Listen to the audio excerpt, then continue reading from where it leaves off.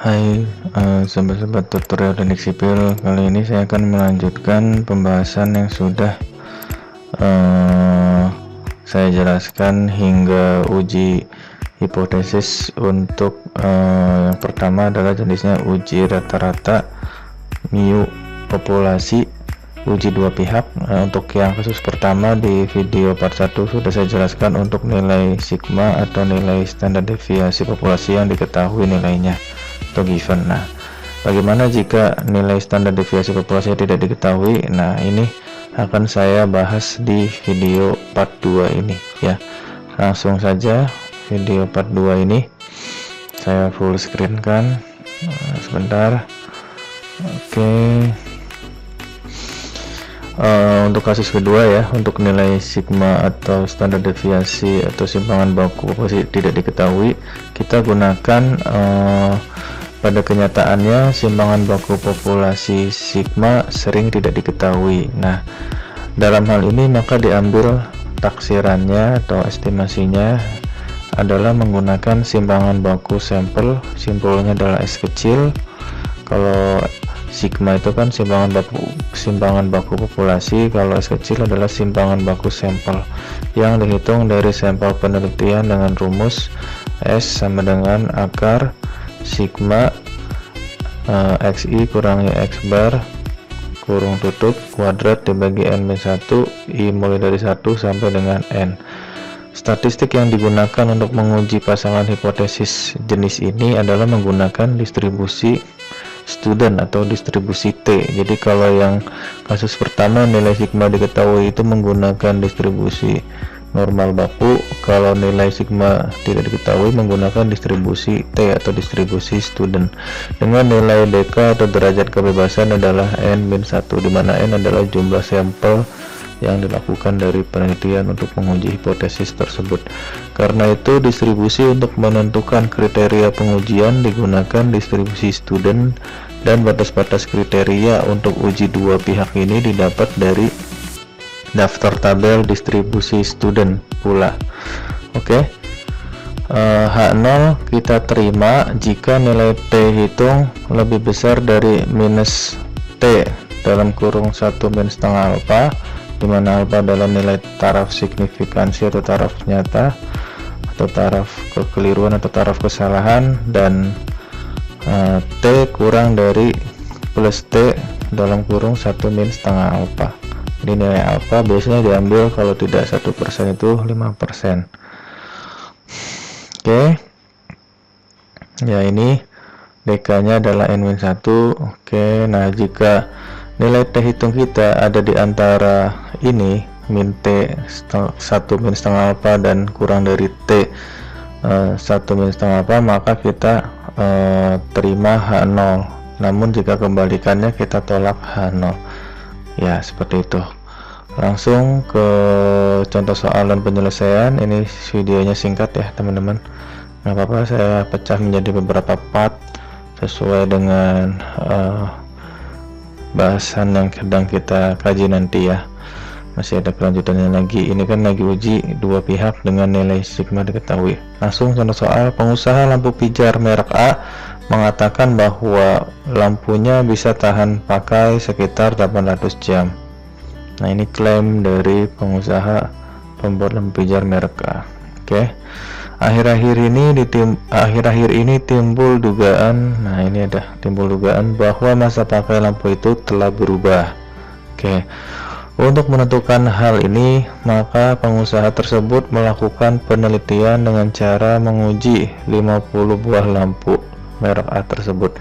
Ternyata dari hasil penelitian rata-rata usia lampunya adalah 792 jam. Nah, ini adalah data sampel penelitian. Nah, sehingga nanti usia lampu sampel 792 jam ini yang kita namakan dengan X bar. X barnya 792, dan didapat standar deviasi atau simpangan baku sampel S kecil adalah 55 jam. Nah, ini standar baku sampelnya 55 jam.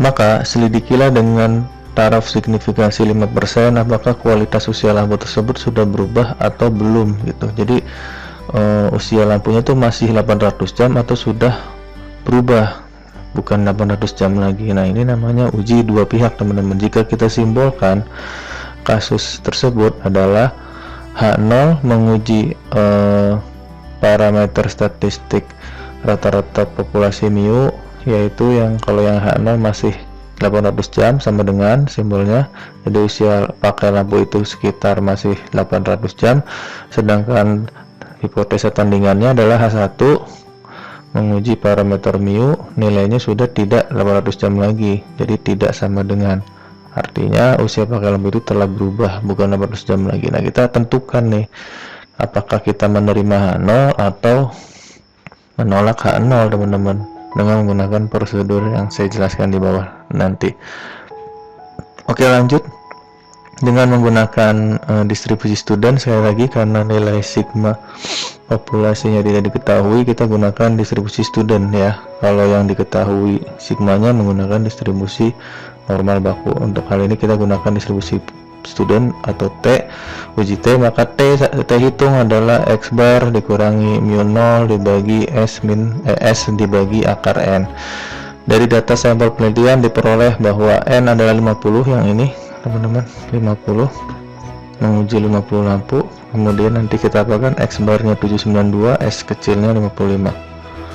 X barnya 792, S kecilnya 55. Kita substitusi ke persamaan ini, T hitung sama dengan X barnya 792 di sini dikurangi mu 0 itu yang ini 800 ya. Apakah usia pakai lampunya masih 800 atau enggak? Nah, ini mu 0 800 dibagi S standar deviasi sampel 55 dibagi N jumlah sampel penelitian 50 akar 50, karena di sini akar N.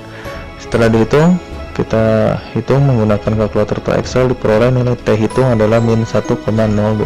Nah, ini yang kita namakan T hasil hitungan atau T hitung.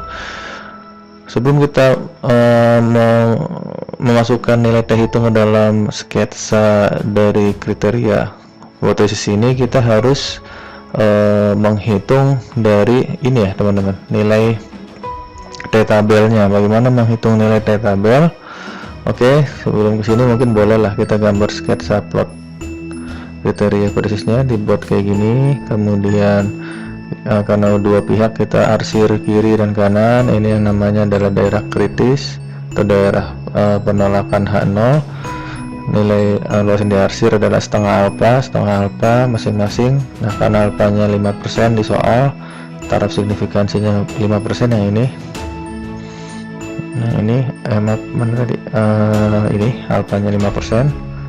Balik lagi sini. Ya, maka setengah alfanya adalah setengah kali 0,05 atau 0,025, sama ya kiri dan kanan. Nah, yang di tengah ini, yang area putih ini, yang namanya daerah penerimaan H0 di luar daerah kritis merah ini. Oke, T hitung kita adalah min 1,029 ya. Ya, kita sebenarnya ini simpan dulu, belum bisa masuk ke sini karena kita belum tahu nilai T tabel yang ini adalah berapa. Bisa dapat angka 201, kita jelaskan di sini ya. Dari daftar tabel distribusi student dengan nilai taraf signifikansi atau nilai alfanya 5% atau 0,05 dan dengan derajat kebebasan sebesar N-1, N-nya itu 50 sampel dikurangi 1 berarti 49. Untuk uji dua pihak atau two-tailed test didapat nilai T tabel adalah, nah ini 2,01 dari mana teman-teman?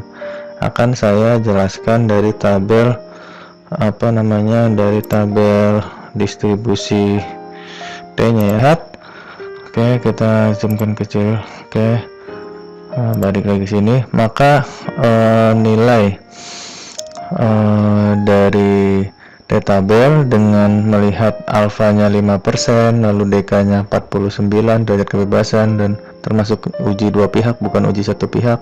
Kita lihat uji dua pihak berarti yang atas ya, uji dua pihak two-tailed test dengan alfanya adalah 5% berarti 0,05, DK-nya adalah 49, N-1 49, kita lihat 49 di sini. Nah, ini kan adanya 30, 40, 60. 49 kan dekat dengan 50 ya, kira-kira antara 40 dan 60 ini. Sebenarnya teman-teman kalau mau eksak banget harus menggunakan interpolasi dua nilai dalam tabel ini. Nah, kita kan lihat